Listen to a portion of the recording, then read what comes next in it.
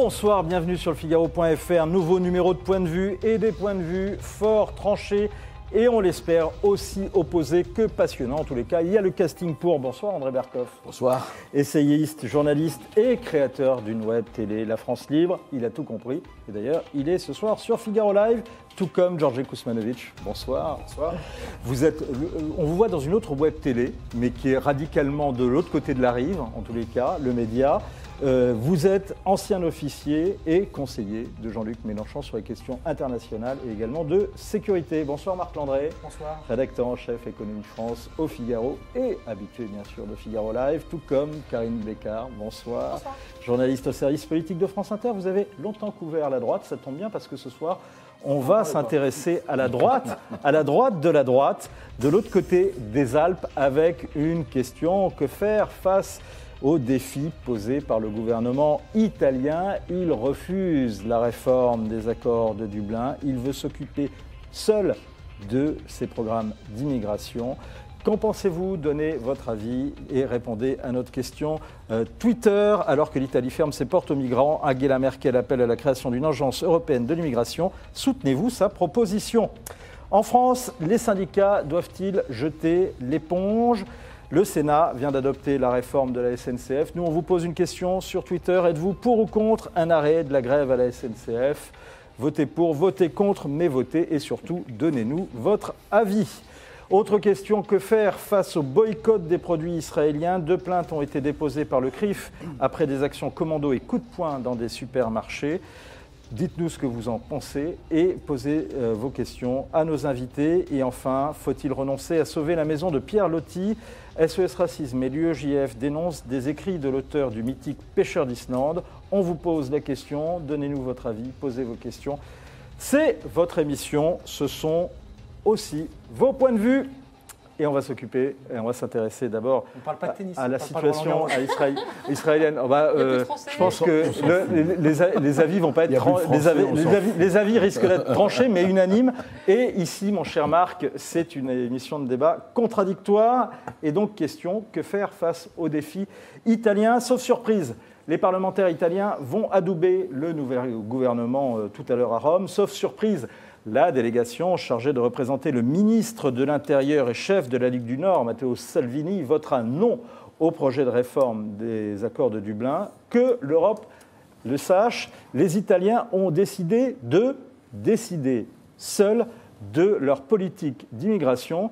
Et Matteo Salvini a donné un aperçu ce dimanche lors d'un déplacement en Sicile de ce que ça pourrait donner. Lo dico a voce alta, gli immigrati regolari e perbene non hanno niente da temere in questo paese, i figli loro sono figli miei, per gli immigrati clandestini è finita la pacchia, preparatevi a fare le valigie, preparatevi a fare le valigie. Et en France, voici ce qu'en pense Nicolas Dupont-Aignan. Il était l'invité ce matin de Jean-Michel Apathy et Bruce Toussaint sur France Info. Il faut rétablir les contrôles dans tous les pays. Il faut une double coque. Les bateaux qui tiennent la mer ont une double coque. La coque nationale des contrôles nationaux, c'est ce que je propose. Je vous fais remarquer, Jean-Michel Apathy, que 80% des Français y sont favorables. Rétablir les contrôles aux frontières, de vrais contrôles. C'est-à-dire finir avec Schengen. Totalement fini. Totalement. Et il faut, ça sera un des points clés de l'élection européenne. Les Français devront trancher ce point. Et puis, il faut aussi une coopération européenne. Alors, en matière de coopération européenne, eh bien, voici ce qu'en pense la ministre chargée de la question au gouvernement. On écoute Nathalie Loiseau, elle était invitée de RTL ce matin. On ne peut traiter la question des demandes d'asile qu'au niveau européen, en harmonisant les critères, en harmonisant les procédures. Angela Merkel, ce week-end, s'est dite favorable à une agence européenne de l'asile. Une agence européenne de l'asile, ça changerait quoi? Le fait qu'on ait tous les mêmes critères, les mêmes procédures, les mêmes durées d'examen des demandes d'asile, ce qui évite que les passeurs jouent d'une législation par rapport à une autre. Alors, je salue Arnaud qui vient de nous rejoindre sur le forum du Figaro.fr. Vous posez vos questions et vous répondez à notre question Twitter. Alors que l'Italie ferme ses portes aux migrants, Angela Merkel appelle à la création d'une agence européenne de l'immigration. Soutenez-vous sa proposition? Et vous, Georges Kousmanovic? Mais dans ce domaine, comme dans d'autres, l'Union européenne gère extrêmement mal les choses et laisse les pays les plus exposés aux migrations, que sont l'Italie et la Grèce, se débrouillent un peu comme ils peuvent. Tout cela est aggravé avec le système de la dublinisation, qui est tragique. Donc la dublinisation, on précise, c'est quand un migrant arrive dans un pays européen, c'est ce pays européen qui doit s'occuper du cas de ce migrant. Et si ce migrant va dans un autre pays européen, l'autre pays européen peut renvoyer vers le pays européen d'origine. Si vous n'avez pas compris, vous nous reposez vos questions, on le reprécisera. Voilà. Et donc les migrants arrivent plutôt du côté de la Grèce et de l'Italie que du Danemark. Et bien évidemment, ça crée des drames humains terribles, avec même des gens qui se brûlent les doigts parce que les empreintes sont les moyens de retrouver par où ils sont rentrés. Donc on tombe dans des situations totalement inhumaines. Et là, on voit combien la question sur le caractère inhumain, tout le monde est d'accord. Oui, Georges Kosmanovic, vous pensez qu'il faut... Là, c'est très clair aujourd'hui. Est-ce qu'il y a une réponse européenne ou une réponse nationale ? Il faudrait une réponse européenne si on avait une capacité d'avoir une diplomatie internationale. Mais on n'a pas, donc il faut avoir une réponse nationale et coopérer du mieux possible. Mais donc vous approuvez ce que fait Matteo Salvini? Non, pas exactement. Il faut rappeler deux choses. Parce qu'ils sont à droite, c'est pour ça. Non, c'est pas ça du tout. D'ailleurs, le mouvement 5 étoiles est beaucoup plus complexe que cela. Mais le problème, c'est la confusion entre les choses. Il y a une convention internationale sur les réfugiés, et qui est très peu respectée par les pays européens, y compris par la France, qui ne rentre pas dans les quotas imposés par cette convention. Et ceux qui arrivent, vous avez des réfugiés de guerre ou climatiques, et vous avez des migrants économiques. C'est absolument pas la même chose, et Salvini va traiter tout le monde de la même manière. Il a dit que justement, il respecterait les dispositions, en tous les cas, pour les pays qui viennent... En tout cas, pour le moment, il dit au revoir à tout le monde, et puis j'aimerais bien voir comment il va se débrouiller avec le pape, parce que le pape a promis... Il l'avait déjà fait, il avait accueilli des réfugiés syriens en leur donnant un passeport du Vatican. Une quinzaine. 12, je crois, une douzaine. Mais il avait promis à l'époque écoutez, si personne ne respecte les droits humains, le Vatican sera un point de passage pour Et ça, vous l'approuvez, ça ? Pardon ? Et ça, vous l'approuvez, que le Vatican, justement... Oui, j'approuve que le pape fasse ce que fait les papes, c'est-à-dire... mais ça a des conséquences politiques. Ça a des conséquences politiques. Oui, le pape s'occupe de questions, pour une fois, humaines, et c'est aux politiques de trouver des solutions aux catastrophes qu'il crée. Et encore une fois, on peut reparler là des graves problèmes et des conséquences qu'ont les accords de libre-échange. Tant qu'on continuera à avoir des accords de libre-échange et des traités de libre-échange absurdes qu'on impose au niveau européen, on aura de plus en plus de migrants à travers l'Europe. Marc Landré, justement, Vida nous dit sur Facebook, on a beau ne pas aimer le nouveau gouvernement et non sans raison, la question de l'immigration est vitale pour l'Italie et pour le reste de l'Europe. Oui, surtout, c'est la question de la migration. C'est cette migration qui vient de l'Afrique du Nord. On a quand même déjà plus de 30 000 personnes qui ont traversé la Méditerranée depuis le début de l'année. Alors certes, c'est 3 fois moins qu'à la même période l'année dernière, mais c'est quand même 30 000 personnes qui sont arrivées en Italie et en Grèce. Et à partir du moment où il y a une défaillance de l'Union européenne à traiter, à gérer ces flux migratoires, un pays est en droit de se défendre par lui-même ou de prendre les mesures qui s'imposent, pense-t-il, pour pouvoir gérer cette immigration. Et je pense que n'importe quel peuple dans le monde, je dirais, confronté au même phénomène, essaierait d'apporter une réponse. Peut-être pas la même réponse, mais en tout cas d'apporter soi-même une réponse quand il y a une défaillance dans une zone économique, commerciale, une zone politique qui, là, pour le coup, se montre défaillante. André, j'entends ce que dit Marc, mais quand même, il y va un peu fort, l'Italien, quand on entend là, en Sicile, propose des camps de rétention avec interdiction de sortie s'il n'y a pas de papier. Attendez, tout ça, c'est la conséquence de quoi ? C'est la conséquence qu'on a fait une Europe cul par-dessus tête. Vous l'avez dit vous-même, c'est les politiques qui sont responsables. Il faut sortir, je vais vous dire, il faut faire un Bruxit. Il faut sortir Bruxelles de l'Europe. C'est le Bruxit qu'il faut faire. On a fait l'Europe ça c'est drôle, mais je ne vois pas comment concrètement... Mais si je peux parler, je vous expliquerai. Oui, parlez, expliquez-nous. C'est très simple. On a fait l'Europe contre les peuples. On a fait l'Europe sans penser aux peuples. La question migrante arrive et c'est le retour du refoulé. Pendant des années et des années et des années, on n'a pas voulu voir. Madame Merkel a fait le pyromane et aujourd'hui, elle essaye désespérément de faire le pompier. C'est-à-dire que le problème, tout le monde est pour l'asile. Vous disiez tout le monde est pour l'humain, bien sûr, mais ce n'est pas le problème. Le problème, c'est quand vous avez une immigration de masse qui n'est pas du tout contrôlée. Ça arrive, vous l'avez dit, dans 2 ou 3 pays qui subissent le bois. Mais le reste, que fait l'Union européenne ? Monsieur Juncker, qu'est-ce qui se passe ? Pourquoi vraiment, l'élément l'élément dirigeant des récentes élections italiennes, ça a été la question migratoire. Le fait qu'en Allemagne, aujourd'hui, Angela Merkel a reculé de façon drastique, ce n'est pas l'économie, c'est les migrants. Le fait qu'il y a un problème, je ne parle pas de l'Europe de l'Est. Regardez l'Europe de l'Est qui est passée en centrifugeuse. Regardez la Slovénie hier, les élections slovènes. Pourquoi? Alors on peut se dire, oui, mais ils ne sont pas bien. Alors évidemment, on peut dissoudre les peuples et les changer. C'est plus compliqué. En même temps, il y a un problème migratoire qu'on a laissé faire. On a laissé faire les passeurs, on a laissé faire le trafic, on a laissé faire tout ça sans du tout réguler. Et je vais vous dire pourquoi. Par lâcheté. Pas parce qu'il fallait refouler, mais parce qu'il fallait réguler. Et on a dit, alors débrouillez-vous. Et c'est ça que je veux dire par rapport. Pourquoi je dis Brexit? C'est que cette Union européenne s'est faite uniquement sur des critères bureaucrates et pas du tout en tenant compte des peuples. Et on voit très bien que l'Europe, en tant que mouvement populaire, moi je suis pour l'Europe. Je suis fondamentalement pour l'Europe, mais pas cette Europe-là. Pas cette Europe non seulement du libre-échange. C'était quoi le libre-échange? On a vu ce que ça a donné. Libre circulation, des hommes, des richesses, etc. Sauf qu'à un moment donné, se passe cette espèce de basculement migratoire. Qu'est-ce qu'on fait? Rien. Et qu'est-ce qu'il faut faire? Qu'est-ce qu'il faut faire? Réguler. C'est réguler en disant, écoutez, au-delà de cette limite, on ne peut pas. Karine. Alors moi, je ne suis pas certaine qu'il faille des quotas, par exemple, mais je pense qu'il y a deux aspects. C'est soit on règle le problème et le problème se règle au niveau européen, il faut l'accepter, soit on fait de la politique. Effectivement, on s'amuse à faire de la politique, chacun dans son pays. En fait, c'est ça qui se passe en ce moment. S'ils étaient dans la capacité de s'installer autour d'une table, tous les 27, à essayer de voir ce qu'on peut concrètement faire, il est probable qu'on arrive à trouver des règles, qu'on arrive à édicter des règles pour organiser les flux migratoires. Non, attendez, je termine. Le problème... Il y a 2 ans, on n'y est pas arrivé. Attendez, les pyromanes, je reprends ce que André Berkoff disait sur Angela Merkel. Je ne suis pas d'accord. Angela Merkel, face à l'afflux qu'il y a eu, on avait tous vu ces images-là, accepte effectivement que 800 000 migrants entrent en Allemagne. Ça a changé quoi dans le pays? Attends. Oui. Ça a changé quoi dans le pays? Le taux de chômage aujourd'hui en Allemagne, il est de combien? 3,8%. Est-ce qu'ils ont perdu en pouvoir d'achat, les Allemands? Mais c'est pas ça. Je crois pas. C'est culturel.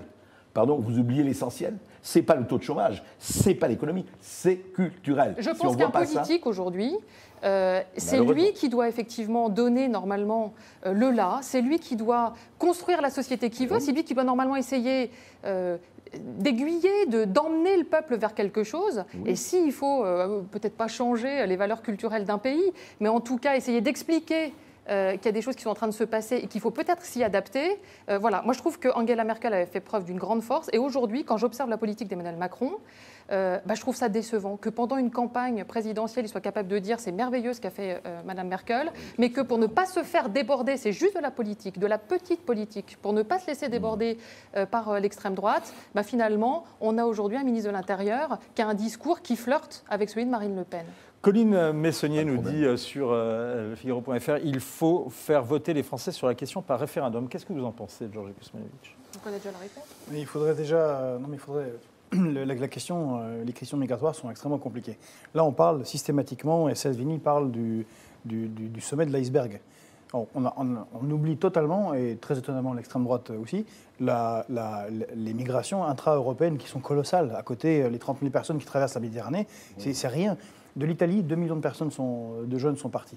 Ils partent à cause des politiques d'austérité, parce qu'il n'y a pas que le problème des déplacements de population. Il y a des politiques d'austérité qui aussi font voter pour l'extrême droite et ont amené... Pour la gauche radicale, ou pour la gauche radicale. En Grèce, et ont été un sujet important dans l'élection en Italie.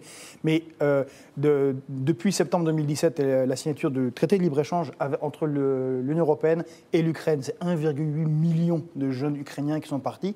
Quelque part. Vers la Pologne, notamment. Vers la Pologne. La Pologne, il y a un conflit sur les migrants, mais ce n'est pas les migrants qui viennent d'Afrique, c'est les migrants qui viennent d'Ukraine, juste à côté. Et vous avez les ouvriers polonais qui partent en Europe. Et tout ça est légal, parfaitement, parce qu'on est tous européens, on peut s'installer où on veut. Et puis vous avez les systèmes de travailleurs détachés qui permettent l'exploitation de toute cette misère par le... Oui, mais si, c'est le même sujet. Parce que c'est le problème. C'est que beaucoup de ceux qui traversent, qui sont colorés, juste une question, qui sont colorés de peau, souvent viennent de zones de conflit, en particulier quand il y a eu la crise migratoire dont on parle, qui venait de Syrie. Les grandes masses venaient de Syrie. Le problème, alors que ceux-là, Syrie, c'est pas l'Afrique. Oui. Non, pardon, du Moyen-Orient et d'Afrique, où Non, il y a parce qu'il un certain quelqu'un nombre de qui vient conflits. quand on vient du sud du Nigeria, par exemple, c'est pas des pays en conflit. Pourtant, Bah, je ne sais pas si vous voyez, dans qui est le pays le plus riche d'Afrique, la où on bande arrive en sahélienne, il y a une zone de conflit colossale, Mais et non, mais je économique vous dis, et dans le terroriste, Nigeria, qui crée une un mot misère pour et pas- qui crée les oui, migrants. Bien sûr qu'il y a la misère. S'il y a une migration économique, on le sait très bien, il n'y a pas que migration de pays en guerre, sinon il n'y aurait pas un tel pourcentage d'hommes et de jeunes hommes qui seraient là. Mais le problème, il n'est pas là. Le problème, encore une fois, il est culturel. Vous parliez, Angela Merkel a fait un bon... Mais qu'est-ce qui a joué chez les Allemands? C'est le 31 décembre 2015 à Cologne, où il y a eu 1000 viols. Il y a eu 1000 viols. Pourquoi? Parce qu'il y a un choc culturel. Alors on peut en discuter, on peut trouver ça, on peut s'adapter, mais il y a des gens qui n'ont pas envie de s'adapter. Et il y a eu des véritables, et quand je dis 1000, il n'y a pas eu que Cologne.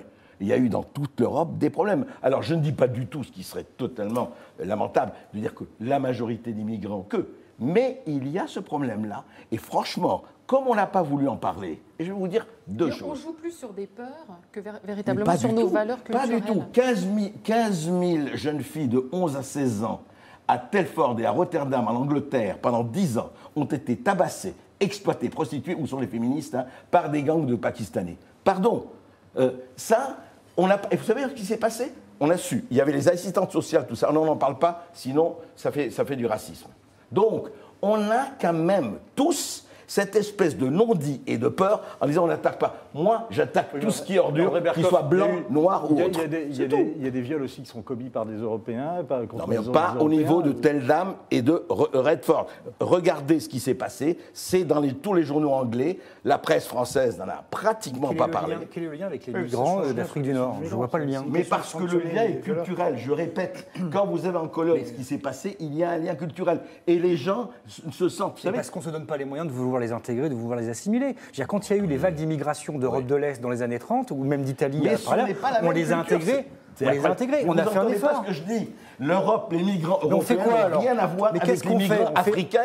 On monte des murs en haut, en bas, on fait comme si on ne voyait pas. Rien, on attend que les gens se transvasent, s'en aillent, et qu'on fasse rien, et qu'on attende que ça se passe. Voilà. Un dernier point que je voulais soumettre justement à votre plateau, c'est l'interview de Pierre Vermeuren ce matin dans le Figaro, et à retrouver dans le Figaro.fr, qui dit « L'immigration massive venant d'Afrique est présentée comme inéluctable, tel un phénomène naturel ou climatique. Or, les Chinois pauvres étaient plus d'1 milliard, mais n'ont jamais débarqué au Japon. L'affaire est donc politique. » Et d'ajouter, je cite encore, « Les États du Sud peuvent stopper du jour au lendemain les flux migratoires. » Georgi Kuzmanovic, qu'est-ce que vous en pensez quand vous entendez ça? Depuis mes cours de 6e en mathématiques, je ne mélange pas les pommes de terre et les carottes. Et je ne sais pas de quoi ils parlent. En fait, ça n'a aucun rapport, les deux situations. Et puis, à une époque, les Chinois ont essayé d'envahir le Japon et il a été sauvé par les Kami et des centaines de milliers de soldats sont morts. Et bon, depuis plusieurs siècles, le Japon raconte cette légende. Alors, ce que dit Pierre Vermeuren également, puisque pour resituer le contexte, il y a parfois le Maroc, la Libye de Kadhafi et la Tunisie ont appliqué des mesures drastiques notamment au début des années 2000 au Maroc, qui ont stoppé l'immigration. Okay. Alors, je vais reprendre ce que je n'ai pas eu le temps de finir tout à l'heure. Effectivement, Kadhafi avait des accords avec l'Europe et bloquait les migrants. Mais aussi, la société libyenne avait un niveau de standard de vie 4 fois supérieur à l'Égypte voisine. Or, on a totalement désintégré ce pays ainsi que d'autres par des guerres, une guerre directe absolument inutile, qui crée des conditions pour avoir des gens qui perdent leur niveau de vie et qui migrent. Et ça, visiblement, on ne le prend pas en compte. Et si on ne le prend pas en compte, on ne peut pas trouver de solution. De la même manière, il aura des conséquences lourdes si on ne change pas cette politique absurde de vouloir faire des traités de libre-échange avec des économies qui n'ont pas le même niveau. Je rappelle que au début de la colonisation, l'objectif c'était d'avoir de nouveaux marchés pour la production industrielle française, anglaise, allemande. Et là, les APE, les accords de partenariat économique, c'est strictement la même chose. C'est ouvrir des marchés qui n'ont aucune chance de résister à nos industriels et à nos agricultures, au déversement de nos produits pour qu'ils les achètent. Vous produisez là-bas des pauvres, de la misère et des migrants. Mais d'abord là-bas, parce que voilà, les migrants, l'immigration intra-africaine sont les plus terribles. Le lien que vous avez fait entre le libre-échange et les problèmes, les drames migratoires. on s'apprête à vivre une migration qui va être 10 fois, 15 fois supérieure à cause des problèmes climatiques. Le libre-échange n'aura strictement rien à voir avec cette vague de migration qu'on va connaître et à laquelle on n'est pas préparé. Ça et on n'est pas pire. Ça sera pire. Il y a quand même une corrélation maintenant. On n'y est pas au climatique. Hein. Non, mais on va y venir. Non, mais, 20 millions déjà. Ne cachons pas nos vrais problèmes maintenant sous le problème climatique qui vient après. Moi, je pense que une partie du problème, effectivement, comme disait Karine, c'est cette incapacité de l'Europe à se mettre autour d'une table pour trouver une solution à cette chose qui est de fait. Elle arrive, les migrants, ils sont là, donc on ne va pas les mettre dans un bateau et le noyer, et le couler. Donc il faut bien s'en occuper, il faut bien en faire quelque chose. Et on voit effectivement, comme vous le disiez Vincent, avec l'accord qu'il y a 2 ans, on a été incapable de le mettre en œuvre. Et quand on l'a fait voter en mettant les pays de l'Est en minorité, ils ont refusé les quotas, entre guillemets, qui leur avaient été un chiffre quand même, qui est quand même astronomique, que j'ai relevé. La Slovaquie devait accueillir 902 migrants, ils en ont accueilli 16. La République tchèque, 2691, ils en ont accueilli 12. C'était la façon qu'ils avaient trouvé en fait d'accepter l'accord tout en ne l'appliquant pas, parce que sinon ils étaient sous le coup des sanctions comme le sont. Ceci dit, il y a des procédures qui ont été ouvertes depuis 2 ans, on ne sait pas ce qu'elles en sont. Perdues dans les limbes. Voilà. Oui, mais ça c'est une force, ce sont des pays d'émigration. La plupart des pays de l'Est sont des pays d'où les jeunes partent. Ça n'a aucun sens. Qui va aller travailler dans un pays d'où les gens partent? Je vous donne la parole, je voudrais qu'on la donne aux internautes du Figaro, et donc qui peuvent toujours voter. Soutenez-vous la proposition d'Angela Merkel de créer une agence européenne de l'immigration. Pour l'instant, le oui l'emporte tout petit peu, 51%. Arnaud nous dit « Je comprends et soutiens totalement la position de Salvini ». Fabrice nous dit « Revoir le traité de Dublin au sein de l'Union européenne et de plus, l'Europe doit aider véritablement les pays africains à affronter le phénomène ». Arnaud nous dit encore « Le ras-le-bol qui monte en Europe est d'abord une question sociétale et non économique ». Et nous avons également Le Drapier qui dit « Pourquoi personne ne se réfère à la définition juridique des réfugiés ». Je voudrais juste ajouter quelque chose. Je reviens moi quand même sur nos politiques, notre classe politique, qui est incapable en fait d'avoir une parole forte. Aujourd'hui, elle se cache systématiquement derrière son opinion publique. Son opinion publique aujourd'hui, elle habite par exemple le cœur de ville de Dijon. À Dijon, on ne voit pas des migrants comme ça, quoi. Et pourtant, ces gens-là, une partie importante, crient au loup en disant « Mon Dieu, non, mais moi, je ne veux surtout pas qu'il y ait des migrants qui arrivent chez moi ». Est-ce que ce n'est pas, comme dit une internaute, le problème de l'insécurité culturelle ? Mais non, mais les gens ont peur, ont ce sentiment d'insécurité énorme. Ils voient dans les médias en permanence des masses de gens comme ça arriver aux frontières. Ils sont persuadés que demain, c'est dans leur ville que ça va arriver. Et donc, cette peur... D'un autre côté, certains disent les médias ne nous disent pas toute la vérité sur l'immigration. Non, mais peut-être, bien sûr. Je veux dire, les médias aujourd'hui, ils ont pas... Voilà, les médias aujourd'hui ont tort sur tout.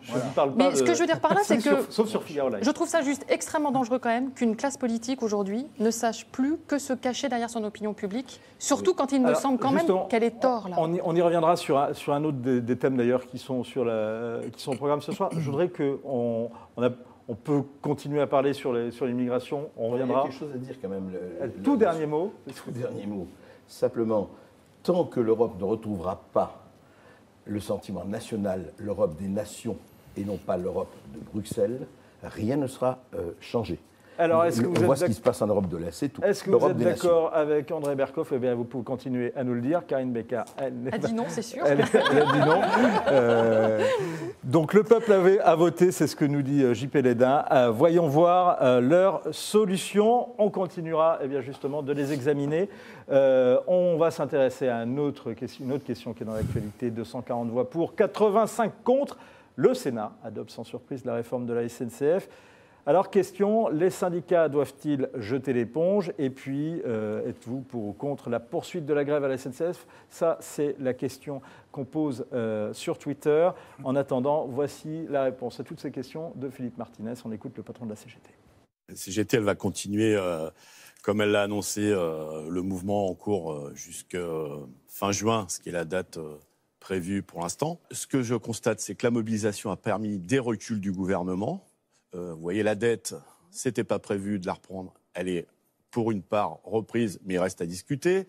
Un certain nombre de choses, on parle beaucoup de la convention collective qui n'existe toujours pas, c'est-à-dire que pour l'instant, les cheminots ont le choix entre leur statut ou rien du tout, et vous comprenez que ça inquiète du monde. Il y a besoin de maintenir la pression et de maintenir ce débat sur de quoi nous avons besoin dans notre pays en matière de mobilité ferroviaire. Karine, le gouvernement a gagné ? Je n'ai pas envie de présenter les choses comme ça. Mais en revanche... C'est ma question que me dirait... C'est votre question, mais attendez ma réponse. Non, je ne suis pas certaine qu'on puisse dire les choses comme ça. Maintenant, c'est vrai que le gouvernement a su tactiquement assez bien jouer. Et notamment, je rappelle par exemple, il parlait, Philippe Martinez, de la reprise de la dette. Initialement, quand même, souvenons-nous que le Premier ministre dit la dette, on en parlera quand la réforme, quand l'entreprise acceptera de se réformer. Je n'ai pas exactement compris que l'entreprise va totalement se réformer, mais très vite, en fait, il y a plus d'une dizaine de jours maintenant, je crois, Édouard Philippe annonce effectivement qu'ils vont reprendre 35 milliards, je ne me trompe pas, 35 milliards. En 2 temps. Donc finalement, très vite, il a dit je fais un énorme geste vers vous. C'est compliqué pour les fameux syndicats dits réformistes de dire on n'a rien entendu et on continue à se battre de la même façon. Et puis, il y a un certain nombre d'amendements au Sénat qui ont été totalement dictés par ces mêmes syndicats réformistes. À partir de là, à partir du moment où vous créez une faille dans l'union syndicale, tenir devient extrêmement compliqué. Donc le gouvernement n'a pas encore complètement gagné, parce qu'on sent bien que Philippe Martinez notamment n'a pas envie de lâcher, mais il a le calendrier parlementaire complètement contre lui. Je ne vois pas comment la réforme aujourd'hui ne va pas passer. À la commission mixte paritaire qui a lieu le 11 juin, cette réforme sera adoptée par le Parlement. Donc à partir de là, c'est fini. Alors Philippe Martinez nous dit qu'il va jouer le coup jusqu'au 28 juin. Oui, enfin, c'est un baroud d'honneur. Marc ? Ce qui se passe aujourd'hui était attendu et prévisible. Le gouvernement avance à son rythme, selon son calendrier, en avançant ses pièces les unes après les autres. La dette, effectivement, je suis d'accord, Karine, le Premier ministre au départ l'avait un peu éludée, mais plus pour des raisons politiques vis-à-vis de Bruxelles que pour des raisons internes vis-à-vis des syndicats. Tout le monde savait... tactique aussi quand même, je pense. Oui, mais c'était surtout par rapport à Bruxelles, parce que plus tôt il disait « je reprends la dette », plus tôt c'était compliqué parce qu'on n'était pas encore sorti de la procédure de déficit excessif vis-à-vis de la Commission européenne. Donc c'était tactique politique vis-à-vis de Bruxelles. Les syndicats le savaient. Les discussions ont commencé très tôt avec les syndicats réformistes qui sont entrés dans le jeu pour pouvoir discuter du fameux sac à dos social, pour pouvoir parler des modalités. Alors, le sac à dos social, c'est très joli. C'est très joli, c'est une belle expression. Ouais, il faut expliquer. C'est comme de la réunion de rédaction du service éco, il expliquait. Le sac à dos social, c'est simple. Vous avez, il va y avoir une ouverture à la concurrence. Alors, très peu de lignes vont être ouvertes à la concurrence à partir de 2020. Il faut savoir que si une ligne va être exploitée demain par un concurrent privé ou par un concurrent public, mais qui n'est pas la SNCF, les salariés seront transférés, les salariés de la SNCF, les cheminots, seront transférés à ce nouvel opérateur. Donc les cheminots. Alors, avec le même statut. Le sac à dos social, c'est justement avec quoi il va dans ce nouvel opérateur. Donc c'est avec la garantie de l'emploi, la garantie de sa rémunération, le maintien des conditions de départ en retraite. C'est ça le sac à dos social. C'est avec quoi le cheminot va dans l'entreprise, la nouvelle entreprise, pour exploiter la même ligne. Ce qui va être différent, ce n'est pas le statut, parce que le statut, il le garde. Il y aura une modification des recrutements, non sous statut, mais sous contrat privé, pour les nouveaux entrants, pas pour les anciens. Pour ceux qui sont actuellement, ils gardent leur statut. Qu'est-ce qui va changer pour eux le jour où, sur la base du volontariat, parce que ça c'est un des acquis des discussions avec les syndicats, sur la base du volontariat, avec une garantie de retour dans l'entreprise initiale à SNCF, si ça se passe mal, qu'est-ce qui se passe pour eux en vérité? C'est qu'ils vont travailler différemment. Ils vont avoir le même statut, mais travailler différemment. Pourquoi? Donc les conditions de travail vont changer, oui, elles vont être moins bonnes, elles vont être meilleures. Alors pour les cheminots, elles vont être moins bonnes. Mais c'est aussi ce qui faisait qu'aujourd'hui, la SNCF avait 4 milliards de dettes, 4 milliards de déficit par an. Le problème, c'est qu'aujourd'hui, il y a des études comparatives qui ont été faites entre la manière dont fonctionne la SNCF. Attendez, je ne peux pas vous laisser dire ça. Ce n'est pas le statut des cheminots qui fait que non, la SNCF pas dit les statuts. perdait 4 milliards par an. Les conditions de travail. C'est les conditions de travail. Il faut savoir, par exemple, qu'un cheminot, c'est dans son contrat de travail, il fait une tâche. Vous êtes dans une gare, vous êtes cheminot, vous êtes préposé à changer les ampoules. Un autre cheminot ne peut pas changer les ampoules parce que ce n'est pas dans sa définition de poste. Oui, vous avez raison. Ça c'est vrai. Alors que dans les autres organisations, ce n'est pas le cas. Sauf qu'on a besoin de beaucoup moins de monde pour faire fonctionner les mêmes entreprises ailleurs. Il faut savoir qu'à la SNCF, il faut 2,2 cheminots, là où ailleurs, il en faut 1. Un rapport de 1 pour 2,2. Donc ce qui va changer pour les cheminots qui seront transférés, c'est simplement qu'ils ne vont pas travailler dans les mêmes conditions. Par exemple, un conducteur de train, il ira dans le hangar chercher le train, il le sortira et après il le conduira. Là où aujourd'hui, il en faut 2. La différence, elle est là. Enfin, le calcul quand même du gouvernement était de dire le statut des cheminots coûtait à l'entreprise 400 millions d'euros par an. Au départ.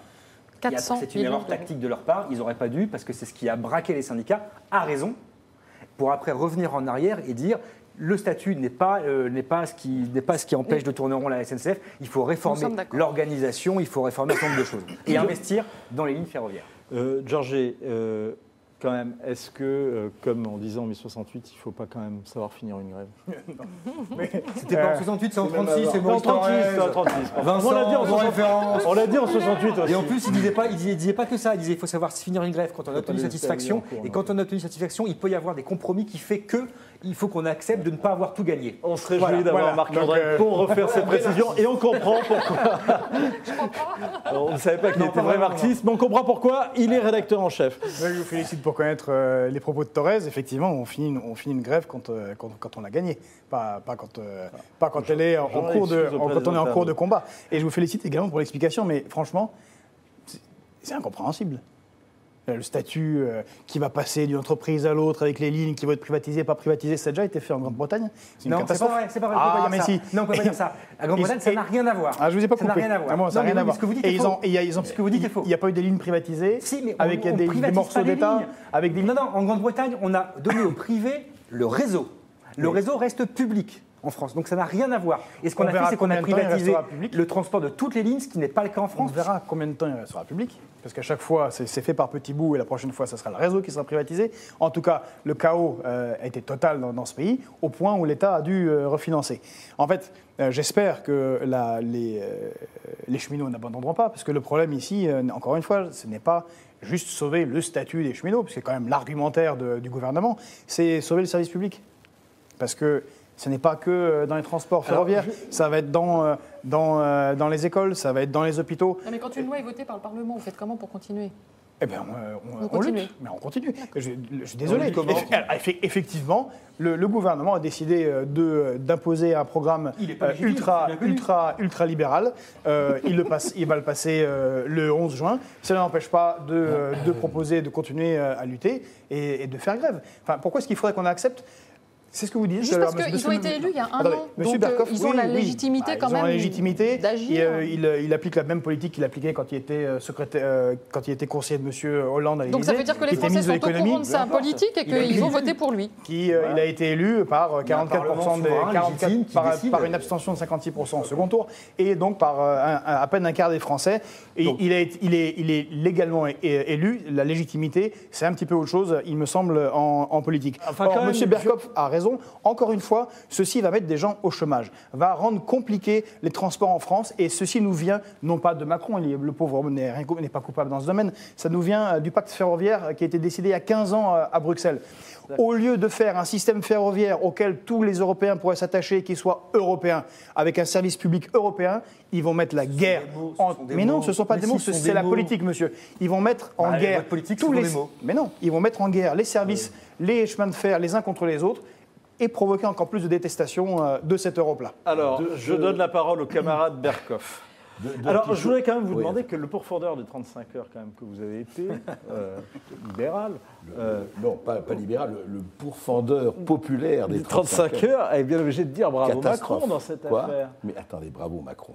Macron pratique toujours le côté transgenre dont il a l'apanage. Ça veut dire qu'il ne va pas assez... En fait, pour résumer sur la SNCF, les syndicats ont perdu, là. C'est-à-dire qu'il a gagné, le gouvernement. En quoi il a gagné? Il a gagné, et là, Macron fait du Hollande, j'adore, il dit c'est pas cher, c'est l'État qui paye. C'est-à-dire, on rend flou, on fait la dette, le contribuable payera, tout va bien. Bon, le vrai problème, c'est que moi, je suis effectivement pour qu'il y ait un statut. Le vrai problème, qu'est-ce qui rentre? Mais c'est un problème de faute dont on n'a pas du tout discuté, et même eux, qu'est-ce qui rentre dans le service public? Qu'est-ce qui doit être dans un pays aujourd'hui, au XXIe siècle? Quels sont les domaines qui doivent demeurer dans le service public?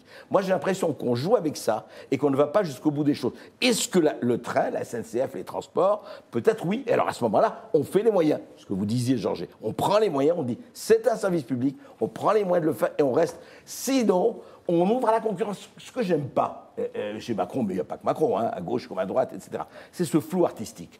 Comme on a peur de heurter, on dise, écoutez, non, c'est destiné à être privatisé un jour, on va y arriver, etc. Non, pour des raisons électorales, ça, on ne dit pas. Juste un point précis. C'est ça qui ne va pas. Vous compariez tout à l'heure la réforme ferroviaire française à la Grande-Bretagne. La plus juste comparaison, c'est avec l'Allemagne. C'est pas la Attendez, Grande-Bretagne, sur la c'est l'Allemagne. Grande-Bretagne, quand même, je voudrais. Arnaud nous dit que la Grande-Bretagne est en train de renationaliser une partie de son rail. Pourquoi à Bruxelles, d'ailleurs, on ne se demande pas pourquoi. Mais nous, on ne va pas privatiser le rail. On va le faire un jour. Non, bah oui, peut-être dans 200 ans. Mais non, peut-être dans mais 100 ans. non, Voilà. 5-10 Non, ans, la c'est comparaison, le c'est avec rythme l'Allemagne. L'Allemagne, ils ont ouvert à la concurrence un certain nombre de lignes. Savez-vous aujourd'hui, en Allemagne, quel pourcentage des lignes sont en concurrence? Non, mais Des 30%. 70% reste de l'apanage de la société de la Deutsche Bahn, de la société nationale. Donc il n'y a pas eu de privatisation du réseau, il y a simplement une ouverture à la concurrence de quelques lignes qui sont les lignes effectivement rentables. Et ça marche mieux qu'en Et France.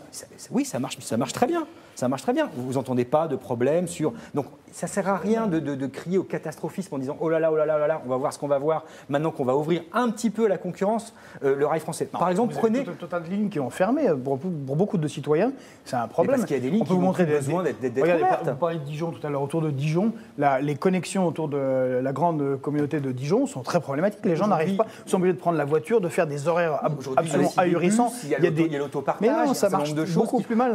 On en a jusqu'au 28 juin. C'est transporter les gens au lieu de travail à la maison sans qu'ils en passent 3 heures. On espère n'en avoir que jusqu'au 28 juin. Ça, excusez-moi, c'est mon opinion personnelle, mais celle d'un usager des trains de banlieue. Et je vous rappelle, mon cher Vincent, que vous payez. Et en plus, effectivement, je suis client. Je n'ai pas été encore remboursé d'ailleurs. On avait promis d'être remboursé à 50% des mois précédents. Je ne l'ai toujours pas été. Donc, j'attends de voir quand est-ce que sera réalisée cette promesse. Ou bien s'il s'agit d'une chose auquel je ne me suis engagé que parce que j'y croyais. On va juste prendre les remarques des internautes. Arnaud donc, nous demandait à quoi le statut des cheminots serait vital pour le service public comme nous le vend la CGT. Il faut que les cheminots soient polyvalents, nous dit Pat. Cette réforme est juste et nécessaire et les syndicats ont perdu. Ils ont l'opinion publique contre eux. Il ne faut pas charrier. Nous dit faut pas charrier. C'est pas complètement vrai parce que pour la défense du service public, l'opinion publique est plutôt favorable à la défense et notamment sur l'histoire des lignes secondaires. Financièrement, nous dit Valentin. Qui n'est pas dans la réforme. Qui n'est pas dans la réforme. Financièrement, la SNCF s'en sortira comment de cette grève? Rapidement, Marc. Pour à peu près 400 millions de pertes. 400 millions d'euros de pertes. Eh bien, une autre question de perte. Quelle perte peut provoquer l'opération qui est en cours contre les produits israéliens? Voici ce qu'on peut voir dans un supermarché de Martigues. C'était le 3 juin dernier. C'est des gosses de 15 ans, de 16 ans, ça pourrait être nos gosses à nous. Alors, la dernière d'ailleurs, un petit bébé de 8 voilà. mois. Dans les mains de cet homme, on voit un produit fabriqué en Israël. Alors, on savait que des associations appelaient à boycotter les produits israéliens. Là, maintenant, il y a des actions commando pour retirer ces produits ou dénoncer en plein supermarché. André Berkoff, qu'est-ce que ça vous inspire? Écoutez, honnêtement, rien de bon, parce que je pense que quand on commence à emprunter cette voie, on va aller très loin. C'est-à-dire qu'à partir du moment où un pays, à tort ou à raison, est considéré comme, je veux dire, nécessitant effectivement un boycott de ses produits, très sincèrement, si on fait la liste des pays qui ont besoin qu'on les sanctionne, il y en a beaucoup qui devraient passer avant Israël, et bien avant par rapport au traitement qu'ils font à un certain nombre de choses. Deuxièmement, il y a la loi. Par exemple, les importations de vodka, ça serait terrible. Il n'y aurait plus de vodka dans les supermarchés. Non, mais oui. Voilà aussi. Et ne parlons pas d'un certain nombre. Voilà. Et ne parlons pas d'un certain nombre. C'est ce que je trouve, moi, extrêmement déplorable dans cette histoire, c'est la focalisation uniquement sur Israël. J'ai remarqué une chose, c'est que ce qui se passe au Yémen, ce qui se passe en Libye, par rapport à l'esclavage des Noirs par les Libyens, parce qu'on sait qu'aujourd'hui, en Méditerranée, au Soudan, il y a de véritables... L'esclavage est revenu, s'il n'était jamais parti, etc. Alors on me dit, il n'y a pas de produits mauritaniens ou libyens, etc. Enfin, je veux dire, il y a une loi, la loi doit être appliquée. C'est à partir de quel moment, je veux dire, allons-y, oui, allons-y, mais moi, demain, je vais faire un petit commando, je vais m'en prendre à tel ou tel pays. Je crois que c'est grave. En plus, il y a quelque chose, il y a un saut qualitatif. Avant, c'était les produits qui étaient uniquement dans les territoires occupés. Maintenant, c'est les produits israéliens. Alors ça, c'est quand même beaucoup plus grave. Ça veut dire quoi? Que tout Israël est un territoire occupé. Alors bon, faisons comme le Hamas et allons-y. Moi, ça me gêne. Beaucoup, même plus que ça. Marc, ça a un impact économique, ce genre d'opération? Non. Non, c'est vrai. Vous avez 3 groupuscules qui décident de faire des opérations sur les réseaux sociaux, mises en avant sur les réseaux sociaux. Un peu plus que des opérations sur les réseaux sociaux. Quand même. Non, mais c'est une opération qui est revendiquée, qui est communiquée sur les réseaux sociaux. Oui. Dire, économiquement, ça n'a. Il y a des happenings, justement. Oui. Et c'est tout le sens, d'ailleurs, et tout ce que révèle Stéphane Kovacs ce matin dans le Figaro. L'article est également retrouvé sur le Figaro.fr. Où ça se multiplie. Mais prenez par exemple les boycotts contre des marques comme Danone, qui ont eu lieu au début des années 2000. On se rend compte, et c'était autre chose que des groupuscules, à tort ou à raison, qui débarquent dans quelques supermarchés pour retirer des produits. C'est scandaleux, c'est inadmissible, c'est vrai, mais l'impact économique, puisque c'est la question que vous me posez, prenez Danone au début des années 2000, qu'est-ce qui s'est passé? Oui, il y a eu un impact sur les ventes de produits au début, mais au bout d'un moment, ça revient à la normale, ça repart comme avant. Je veux dire, donc, économiquement, ça n'a pas de poids. Ce sont des coûts médiatiques, ce sont des coûts de communication, des coûts de groupuscules, je parle de communauté. Et dans ce cas-là, moi, je vais appeler un boycott. Si je n'aime pas la politique que font les Italiens contre les migrants, je dis arrêtons d'acheter des pâtes italiennes ou de la mortadelle dans les supermarchés. Georges, il y a des militants de la France Insoumise qui ont fait retirer des pamplemousses et des avocats. Vous approuvez ce genre d'intimidation, de pression? Nous avions voté il y a 2 ans ou 3 ans déjà pour le programme BDS, donc de boycott. Je rappelle que là, vous faisiez une comparaison entre des États et des citoyens sur des activités de citoyens. On peut pas, je sais que Macron a gagné, qu'il a raison et qu'il impose tout au rouleau compresseur, mais ce sont des activités de citoyens. On peut être d'accord ou pas d'accord, mais ce sont des associations qui lancent un combat politique et donc ils essaient de le médiatiser. Excusez-moi, je vous coupe juste 2 minutes, puisque vous parliez de la campagne BDS, et je vous redonne la parole juste après, mais justement, l'ambassadrice d'Israël en France en a parlé. BDS, c'est Boycott des investissements Sanction, qui est une campagne internationale qui appelle au boycott des produits israéliens. Et voici ce qu'en disait ce matin Aliza Bin-Noun sur Europe 1. Ce n'est pas la première fois que ça arrive et ça montre encore une fois de quoi il s'agit et lorsqu'on parle de BDS, parce qu'il s'agit des organisations BDS qui sont soutenues par des éléments musulmans, mais aussi, c'est-à-dire que ces organisations, ils ne veulent pas reconnaître le droit d'Israël d'exister dans la région. Il s'agit exactement de cela et ça, il faut comprendre très bien. C'est absurde d'abord. Moi, je ne suis pas musulman, et puis je reconnais l'existence. Il y en a. Il y a eu des musulmans aussi. Elle vient de dire, ce sont tous des organisations derrière lesquelles il y a des musulmans et des gens qui sont contre l'existence d'Israël. Je me mets en porte-à-faux à 100% pour la France Insoumise, pour le parti de gauche. Nous sommes pour l'existence d'État d'Israël et qu'il ait le droit de se défendre comme tous les États. Ça n'a absolument rien à voir. Un certain John Kerry, qui ne me semble pas être un extrémiste bolchevique, mais l'ancien ministre des Affaires étrangères des États-Unis, a qualifié Israël d'État d'apartheid. On a déjà fait des sanctions d'État contre l'Afrique du Sud. Là, ce sont des citoyens qui mènent une action pour montrer ce qui ne va pas. Une chose est de ne pas acheter des produits israéliens, mais une autre est de recourir à la brutalité et à l'intimidation. Oh, quelle brutalité il fait une activité en montrant un pamplemousse. Dans certains cas, ça allait plus loin. Oui, mais s'il vous plaît, il faut comparer avec ce qui est comparable. Depuis le mois de mars, Netanyahou, une énième fois, s'assied sur le droit international, ne respecte pas, depuis 1967, les décisions de l'ONU. Il y a eu une centaine de morts depuis le mois de mars, plusieurs milliers de blessés. Si on veut comparer les violences avec quelqu'un qui enlève des pamplemousses dans des supermarchés français. Mais cette personne peut être poursuivie par le supermarché, il s'expliquera en tant que militant devant un juge, ça n'empêche pas en tant que citoyen de s'engager pour ce en quoi il croit. Et je veux juste préciser que après cette émission, j'irai avec le reste de la France Insoumise du parti de gauche faire une manifestation aux Invalides contre la venue de Netanyahou qui va strictement servir à une seule chose, c'est l'alignement de Macron à la politique américaine et israélienne face à l'Iran et chercher les autorisations pour déclarer. Vous n'avez pas piqué des cajots avec des oranges de Jaffa? Non, mais ça fait partie de ce combat-là. Moi, je voudrais vous dire quelque chose qui m'étonne vraiment, parce que vous êtes là, effectivement, dans quelque chose, et vous savez, c'est très populaire, en tout cas d'une certaine partie de la population, d'aller sur Israël, unique objet de notre ressentiment. Mais pas unique. Moi, je voudrais savoir, non, juste, moi j'ai suivi la France Insoumise, vous permettez? Oui. Quand les Syriens ont bombardé le camp de Yarmouk, le camp palestinien de Yarmouk, il y a eu 3800 morts. Je n'ai pas entendu un mot de la France Insoumise sur le bombardement du camp palestinien de Yarmouk. Et ça, ce que je reproche... Quoi? Eh bien, c'était la semaine dernière. La semaine dernière, monsieur. Et ça, les indignations à géométrie variable, ça ne va pas. Quand on est insoumis, on est indigné. Mais on est indigné absolument partout. Mais là, s'il vous plaît, on parlait justement d'Israël. Si vous voulez, on peut parler de Yarmouk, qui est condamné maintenant sur le champ. Palestinien. On va rester sur Israël et Karine Becker. C'est comme la comparaison avec le Yémen et la qui n'a pas Mauritanie. parlé. La classe politique française est d'ailleurs assez absente sur ce sujet. Oui, elle est assez absente, mais je pense que... alors, sauf la France insoumise. Ces commandos parlent de boycott, mais rappelons quand même ce que ça signifie boycott. Enfin, je veux dire, boycott, ça ne veut pas dire interdire. Moi, ce qui me dérange, en fait, dans cette opération-là, c'est ça. Quand on boycotte, quand on appelle au boycott des élections, par exemple, on ne dit pas interdiction d'aller voter.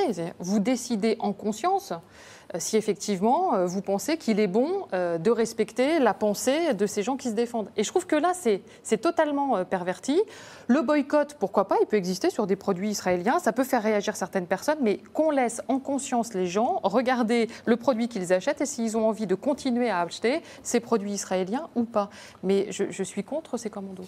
C'est illégal et c'est du communautarisme, c'est ce que nous dit Pat. Ces actions sont une honte, dit Antiti. Depuis 1977, rajoute Faux pas charrier, une loi en France interdit le boycott. Oui, Olivier nous dit, face à ces groupuscules anti-Israël, que peuvent faire les magasins?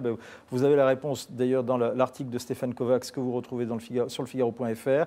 Il suffit simplement de regarder les étiquettes indiquant la provenance, répond Microlax. Et Antoine dit, je dis non au boycott, il est antidémocratique. Haute polémique, la visite annoncée d'Emmanuel Macron à Rochefort, en Charente-Maritime, dans la maison où vécu l'écrivain Pierre Loti, c'est le 14 juin prochain. En cause des écrits objectivement scandaleux sur les Juifs et sur les Arméniens de cet écrivain qui a pourtant écrit le mythique Pêcheur d'Islande. Dans Le Monde, vendredi dernier, l'UEJF, SOS Racisme et le Conseil représentatif des Arméniens de France demandent le retrait de la maison de Pierre Loti de la liste des 18 sites sélectionnés pour le loto du patrimoine et même qu'on débaptise les établissements scolaires qui portent le nom de Pierre Loti. Alors avant d'avoir votre avis, on demande celui des internautes sur Twitter. Est-ce qu'il faut continuer à sauver la maison de Pierre Loti? Vous votez sur Twitter et pour l'instant, la maison de Pierre Loti doit être exclue du loto du patrimoine. C'est plutôt ça la question. Et pour l'instant, vous êtes une écrasante majorité à répondre non. Avant d'avoir votre avis, on écoute celui de Stéphane Bern, le responsable de la mission patrimoine. D'abord, je sauve des monuments. Je ne vais pas sauver la mémoire de tel ou tel. On sauve des monuments. Ensuite, ne mettons pas notre regard d'aujourd'hui sur des personnages qui ont vécu au XIXe siècle. Je pense par exemple à Jules Ferry. Par exemple, Jules Ferry était colonialiste et l'a écrit. Il faut donc débaptiser tous les lycées Jules Ferry de France. Georges. Écoutez, là, pour une fois, je serais d'accord avec Stéphane Bern. Ça veut dire qu'il faudrait qu'on dynamite... il faudrait dynamiter la Sainte-Chapelle au titre que Saint-Louis a mis des chapeaux jaunes et a déporté les Juifs de France, ce qu'il a fait, ce qui est inacceptable. Mais on peut quand même se demander pourquoi est-ce que Macron choisit cette maison alors qu'effectivement Pierre Loti a eu des textes particulièrement violents contre les Juifs et contre les Arméniens. Vous faites le mélange. Mais non, on ne fait pas le mélange. C'est pas en effaçant un patrimoine qu'on va effacer la mémoire. Mais qui a dit qu'il fallait effacer le patrimoine? On pourrait justement, c'est ce que j'allais dire, utiliser ce patrimoine pour rappeler qu'à une époque, il y avait des dérives et rappeler ce qui se passe actuellement avec les réfugiés et que maintenant les Arméniens sont une communauté qui a contribué considérablement, y compris à la défense de la France avec le réseau Manoukian, qui est venu justement de ces réfugiés qu'on est censé protéger. Je rejoins avec le premier sujet qu'on avait. Mais non, mais ça serait une manière de parler de la situation des réfugiés actuellement. Mais effectivement, on va pas détruire... On a vu Macron aller également à la Ferney-Voltaire. On l'oublie trop souvent, mais il y a des écrits objectivement ignobles de Voltaire, notamment sur les mêmes questions, sur les Juifs qui ont été exhumés notamment par Roger-Paul Droit. Mais par contre, un petit mot sur la méthode. Encore une fois, c'est une loterie. Nous, on est contre cette proposition, parce que c'est une loterie. Au lieu d'avoir un financement d'État parce qu'il y a l'austérité, on va faire une loterie qui va vous l'avez dit déjà, Georges, la semaine dernière, donc on connaît votre position sur le loto du patrimoine. Alors, juste un mot, moi je trouve au contraire extrêmement bien ce loto du patrimoine, parce qu'on sait très bien, il suffit de se balader en France. Et sur Pierre Loti pour voir. Alors écoutez, sur Pierre Loti, alors là, c'est vraiment la désintégration neuronale de ce pays. Je veux dire, alors si on commence comme ça, on prend tous les auteurs, il n'y a pas un auteur depuis les siècles qui n'a pas eu sur telle ou telle population, c'était les préjugés de l'époque, c'était Voltaire sur Mahomet, vous en parliez, et les Juifs, mais c'est tous les autres. Molière, Vous avez dans Molière des phrases qui ne passeraient pas. Alors on va enlever Molière, on va enlever tout le monde. Moi je vais vous dire, ça c'est l'idéologie terrifiante de du passé faisons table rase. Au nom des mentalités soi-disant du présent, on veut raser le reste. C'est lamentable. Pierre Loti, il a une très belle maison, on garde. Et puis si on n'a pas envie de Pierre Loti, on ne lit pas Pierre Loti, c'est tout. Ça s'appelle la liberté. Oui, je suis assez d'accord. Cette maison, elle est juste magnifique. Pierre Loti a été un officier de marine qui s'est beaucoup inspiré de tout ce qu'il a pu voir et qui a fait une maison complètement incroyable avec beaucoup d'arabesques, de références arabes, etc. Cette maison, elle est juste incroyable, surtout là où elle est située. Voilà, là on parle de patrimoine. Ensuite, il y a le Pierre Loti qui s'est également inspiré de ses voyages pour être écrivain. Il n'a pas dit que des choses très belles, mais c'est pas en effaçant cette maison qu'on va effacer sa mémoire. Il est préférable qu'on connaisse ces textes pour pouvoir les juger, pour pouvoir les décortiquer, les analyser et savoir ce qu'ils valent, plutôt que d'effacer une maison. Enfin, je veux dire, ça n'a aucun sens. Ça va plus loin. Céline, on sait ce qu'il les écrit. Mais est-ce qu'on va supprimer le voyage au bout de la nuit? C'est comme ça. On est dans ça. Il y a Aragon. Aragon dans sa absolument. défense absolutiste de l'URSS. Est-ce qu'il ne faut plus enseigner Aragon à l'école? Je vous salue, Staline. N'importe quoi. Mais, vous saluez Staline. C'est une citation. Oui. Merci beaucoup. On vous voit, Vincent, alors on vous voit vous découvrir. Ce soir, inauguration sur Figaro Live de l'exposition Atlight. C'est au Grand Palais de la saison, au Grand Palais, et c'est lors du lancement de la saison France-Israël. Et ça sera ensuite en direct sur Figaro Live. Dans un instant, vous avez rendez-vous avec Conversation. Marie-Laetitia Bonavita reçoit Jacques Attali.